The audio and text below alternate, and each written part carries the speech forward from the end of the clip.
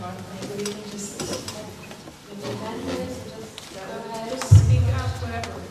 Please, let's talk. I'm showing a lot of annoying.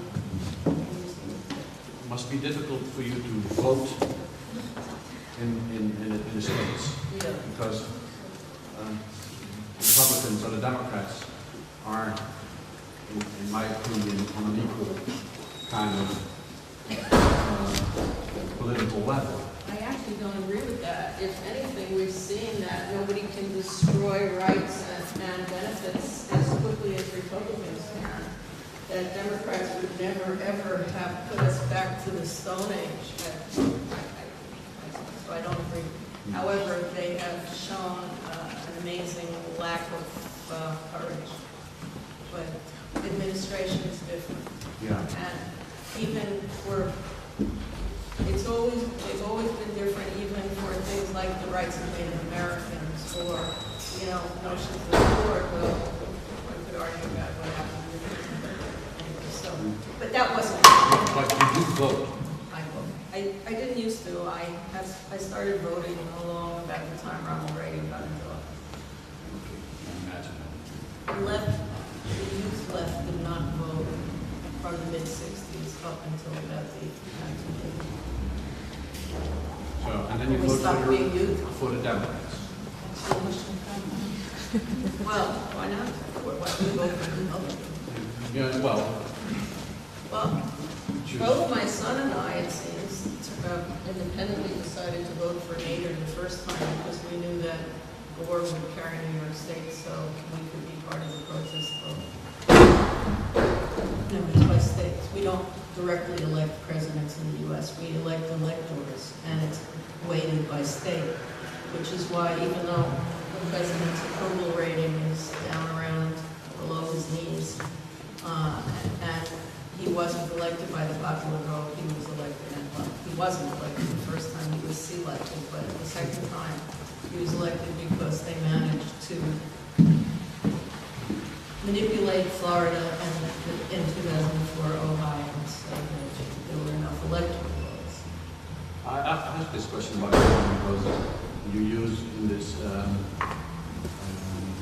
activist demonstrations the term "we the people." Right. It comes from our Declaration of Independence. It's terms that every American understands. We the people means the population. Yeah, but people who are opposed to In order to you form a say more we perfect are- union. Yeah. But people who oppose to the demonstrations, wouldn't they think that claim "we the people" don't agree is not true? Well, of course they would, but since they don't have any trouble claiming We the people. Fox, hopefully. take a question over here. Thank you very much for a meeting perspective. One of the great functions of the art is its public impact, from bringing the war back home to the installation pieces of transit.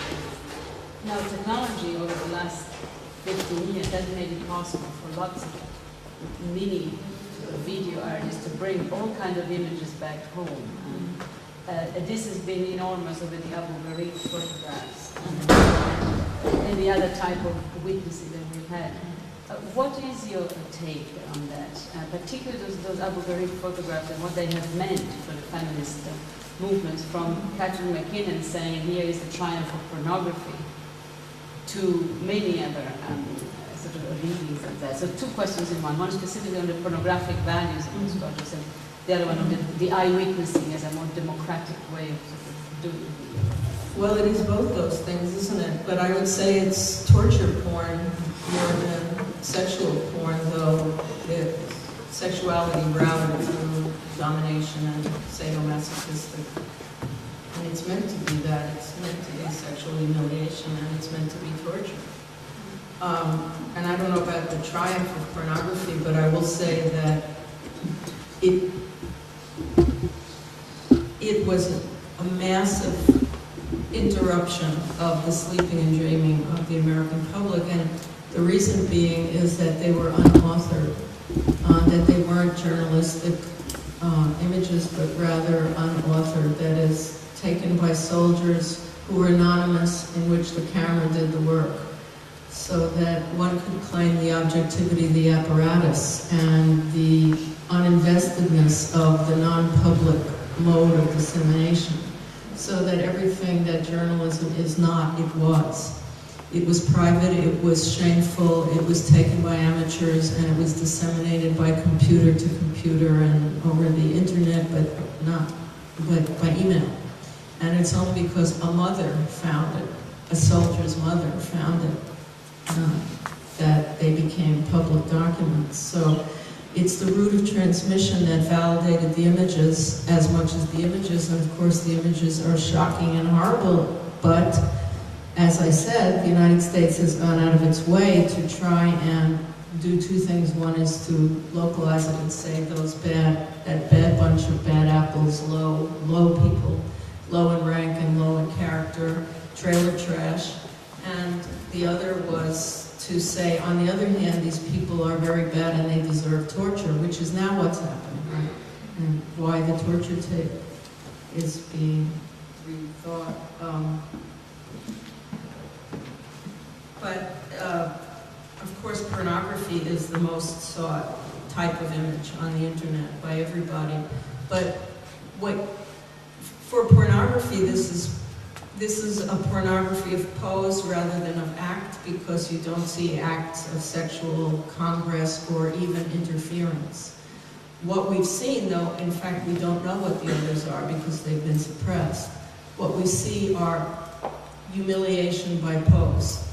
And, of course, by dog. But again, not the acts of violence are biting on a leg or something. They're not sexual. It's the concept, the domination, that's humiliating. And I think it's interesting how little the sexual aspects of both the torture itself and of the images has been discussed, because people are so repulsed and outraged that it's not even really possible. It has not been possible to recuperate those images as objects of fun or scorn by and large. They still evoke shame and distress on the part of viewers in the American But there are hundreds of websites on the internet that do. Yeah, but they don't have much purchase. It has nothing's appeared on YouTube, for example. There's nothing circulating from MySpace that makes fun of those things. So whatever private parodies people want to do, they have not gained traction as other than prankishness. They have no political edge. You don't find Republicans with hats with the famous icons from Abu Ghraib, flaunting them, or shirts saying, you next, or, nobody has adopted them. They are really hot potatoes. It's really unacceptable. What else? I don't know what else to say about that. Is there a question back here? Yeah, I would like to ask you, both your working methods as well as the content of your work, for me, seem to recall the French Situationist movement of the 60s and 70s. I was wondering if you were aware of that at the time that you made. Of which, the dérive or the détournement? Yeah, for example, if you knew the book, The Society of Perspective, you knew that. Absolutely. So, but you were American, but you were quite orientated towards European. We were Berkeley Situationists. Yeah. Okay, that's it. T.J. Clark. You know the book Afflicted Powers by Retort? Very good book. You should read this. I almost brought it to the table. Talking about war and spectacle. And T.J. Clark, the great art historian, was a Berkeley Situationist, and with T.J. Nicholson Smith, and they retranslated Society of the Spectacle, but we only had the anarchist-free Black Rose version, which cost nothing, and I used to distribute it to my students. But we certainly knew the work of the Situationists, and I did very much know the work of Montage, but the thing is that I started the Montages in New York in 65 or 64, before I knew or ever heard of De Boer, and of course the Society of the Spectacle wasn't published till 65, but Situationism even in that moment when people forgot about it, we didn't forget about it. I think the board was, I would say that as a social philosopher, he's a totalizer, and I don't really follow him there, but I think the Film Society of the Spectacle is extremely interesting and useful, and the book is extremely interesting and useful as long as you don't become a crazy paranoid totalizer like him. But the analysis is one of the first most important analyses of spectacle culture. But even if you go back to Gunther Anders, who was actually Hannah Arendt's first husband, and read his, I guess, German Kulturkritik already understood what television was going to mean.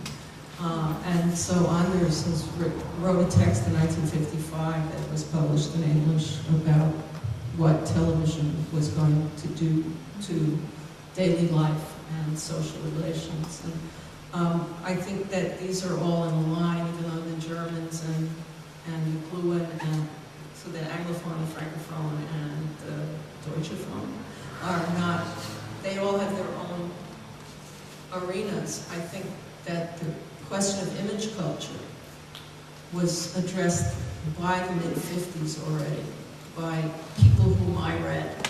So I'm very much influenced by those lines, and certainly by Du Bois, and also the Fluxus people, even though they're somewhat depoliticized. I'm a New Yorker, and Yoko Ono and Brecht and Machunas were very visible in my line of sight when I was a teenager and started to learn about art. So I would say that the question is right in my place. And definitely, along with Godard, I would say Du Bois influenced my video work, such as you can call it. I mean, my videos set out to be totally transgressive, obviously, and unlovable, and unaesthetic. And people hated semiotics in the kitchen. They were so offended and so turned while it was ugly, and men said they felt threatened, which interested me. What? Learn above it. I have a question with regard to something that you referred to before. People mentioned the idea of preaching to the converted by speaking to the non-public.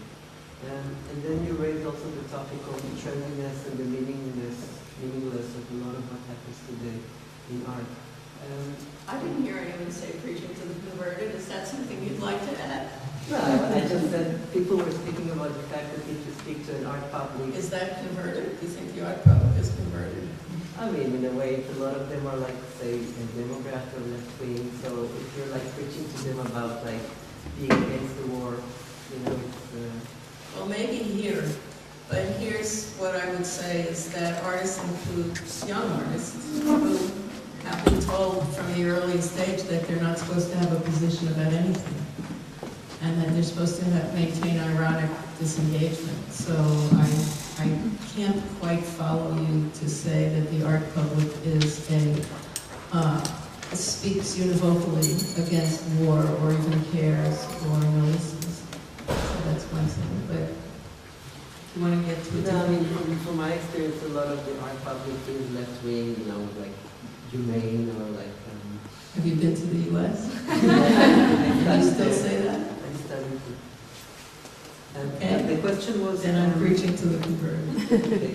And the question was, like, sometimes by making political works, it is a double-edged sword, because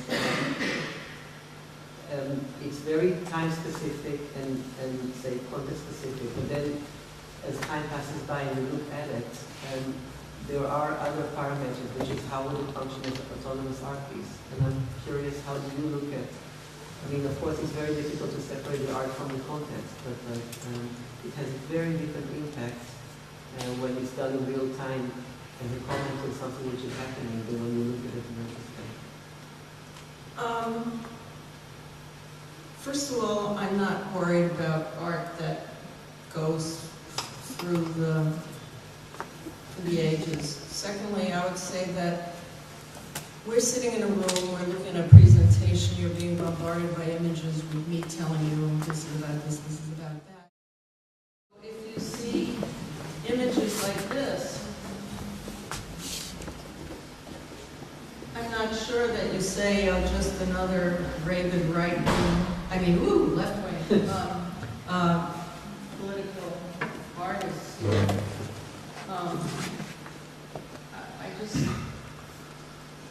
I think there's a way to stereotype even me that just doesn't feel right to me. I don't feel like I'm completely speaking with one voice. I would like to be a little bit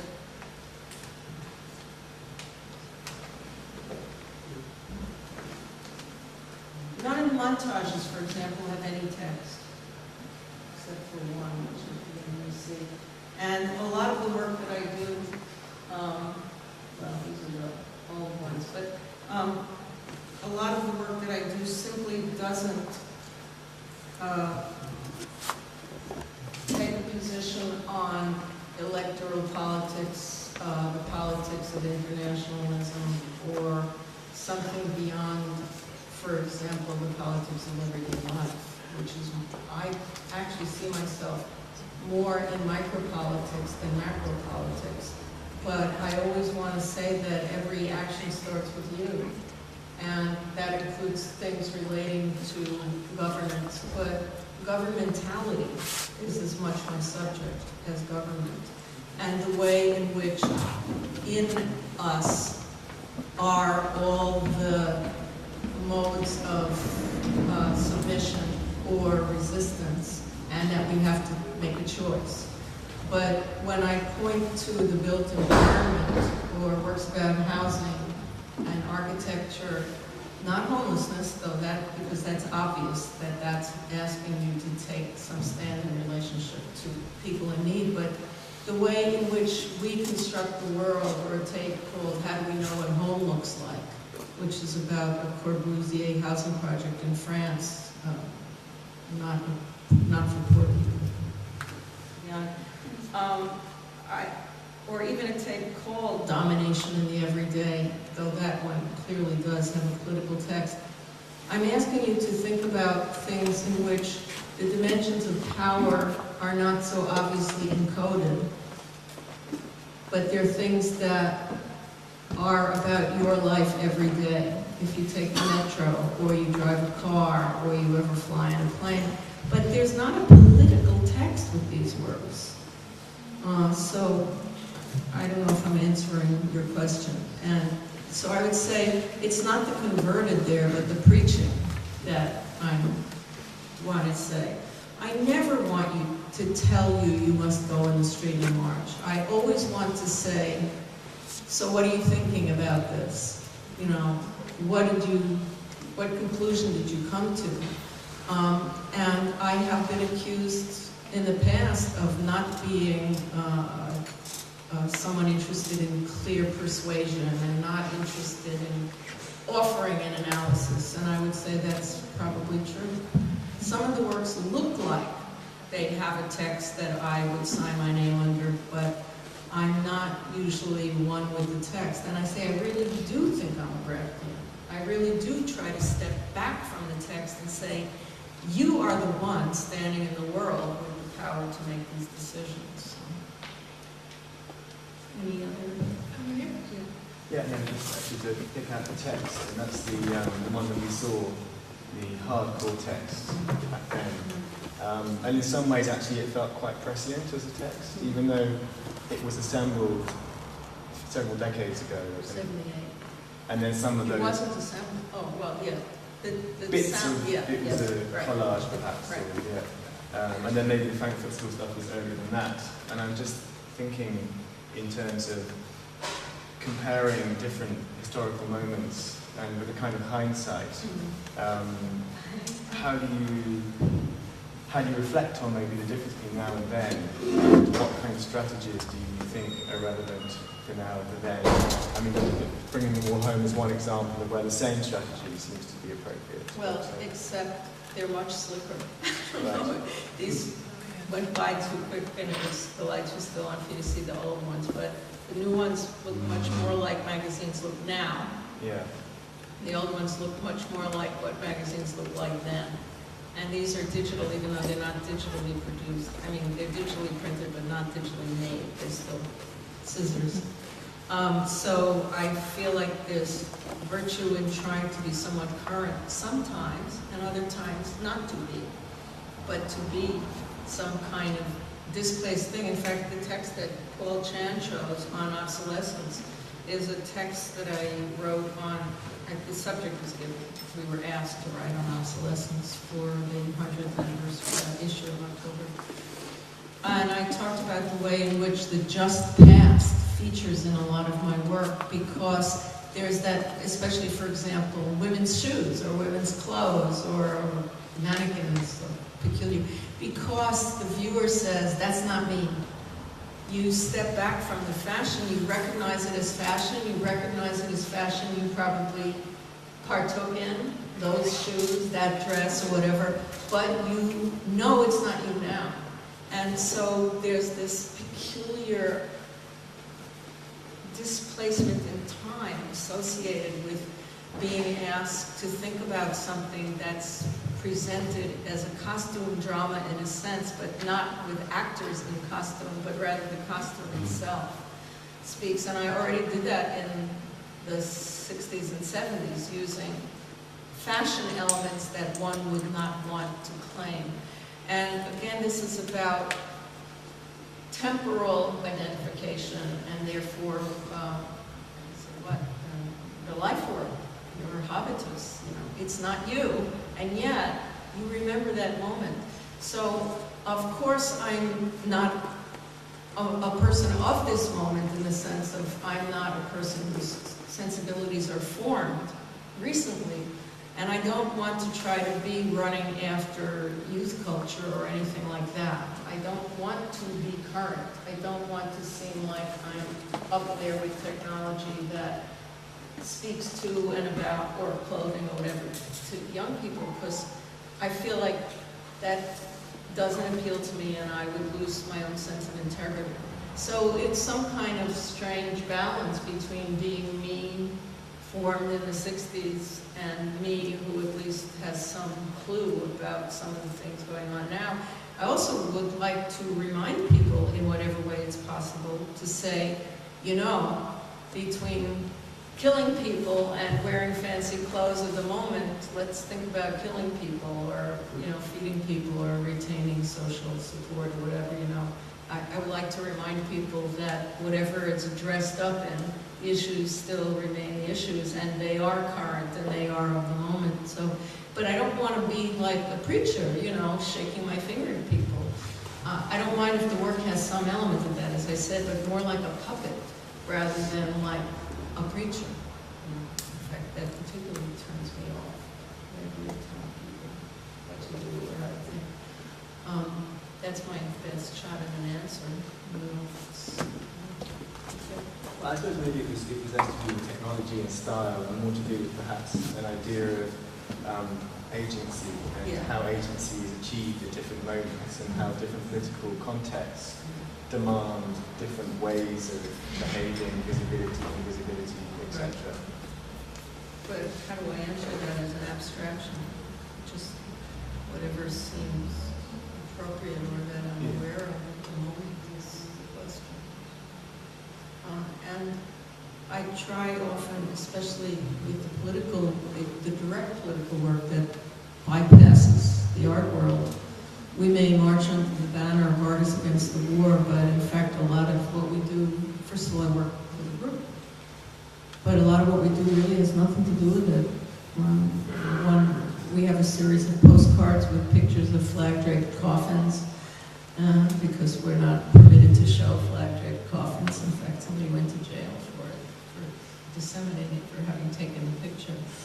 And we give them out on the subway with little text on them. We have stickers that are quotations from Benjamin Franklin or Abraham Lincoln about, the need to take a political stand. And they're not, the stickers to stick on store windows, so you just see this text because it's a transparent piece of paper. Or there's something in the subway that says, if you see something, say something, and it's this text, you know, if you see somebody, you know, and it's this whole long thing under it, if you see a backpack. So we have people wandering the subway cars with these cards that say, if you see something, say something. If you see your president, you know, condoning torture, and it's, you know, these sort of like stuff, just wandering around on the street and handing out cards and going, but not just in New York, you know, but going places and handing out these things, which they may be only gestures, or they may actually insert themselves into people's moments of hesitation. You know, it's a way to work with images, but also it's a form of theater, but it's the theater of anybody handing out a leaflet. Some things involve being in museums, and some things don't. Some things involve big texts, and some things don't. Video witness, things online, and whatever. Other questions?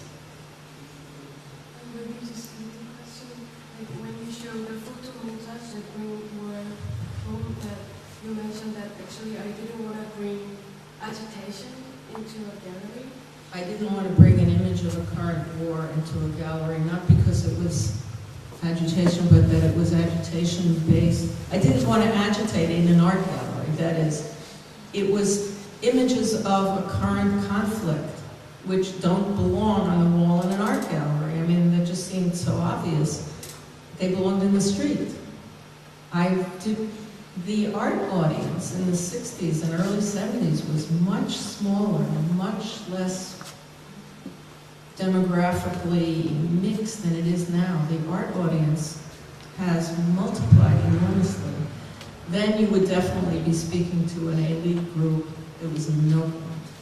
It just seemed completely antithetical to what I was interested in. They were reproduced in underground newspapers instead. It just seemed, but now, many more people see art, and the system of publicity is different, and they did, as I said, wind up in mass magazines, and also a couple of posters, but it just was the wrong thing to do then, to make art out of, you know, a war. And now I'm making art out of a war. I don't mind agitating through the art gallery, but I clearly have reversed myself 180 degrees, and I have to say it was a strategic decision. Because I could certainly have left these out of the gallery as well, but I made them specifically I made a piece called The Bowery that was at a time when I was doing mostly mail work and performance and didn't show in institutions. I made a photo and text work that was designed to be hung in museums alongside other documentary work because it was meant to be in dialogue. Well, now I've made a work of montages that for an art crowd is meant to be in dialogue with an earlier set of my work, not so people could say she's tired, she has no ideas, we don't learn anything, which people have said, but rather to say what's the same and what's different about this war, not about these pictures. You should be ashamed of thinking about these pictures in that, as the main text. So, Are there any other questions? If not, maybe I'll take the opportunity to ask one of my own. It'll be the last. I was really intrigued when you mentioned, we were talking about bringing the war home, how's beautiful, that unfortunately they were very well known and known as art objects and thus depoliticized. And I was wondering if you would agree with me that perhaps writings are less apt or less at risk of being commodified in that way, and how you would think about that, your writings in relationship to your work, or if you think that there are kind of more possibilities with writing to make a statement. well, first I would say there's more possibility with video and film than with any goddamn picture, because pictures are dumb. By which I mean pictures do not speak. They're spoken of and about. They do not speak, which is why we could even consider the sexualization in the foreground of things like a man standing like this with a hood on. So one step away is toward moving image, because at least there's some form of speaking text. And with all the problems that documentary or whatever it is has, at least there is, you're not fixated the way we do on a visual icon. That's number one. I never thought about writing as opposed to, though certainly writing is a much more complex form often than any visual image or even video, in that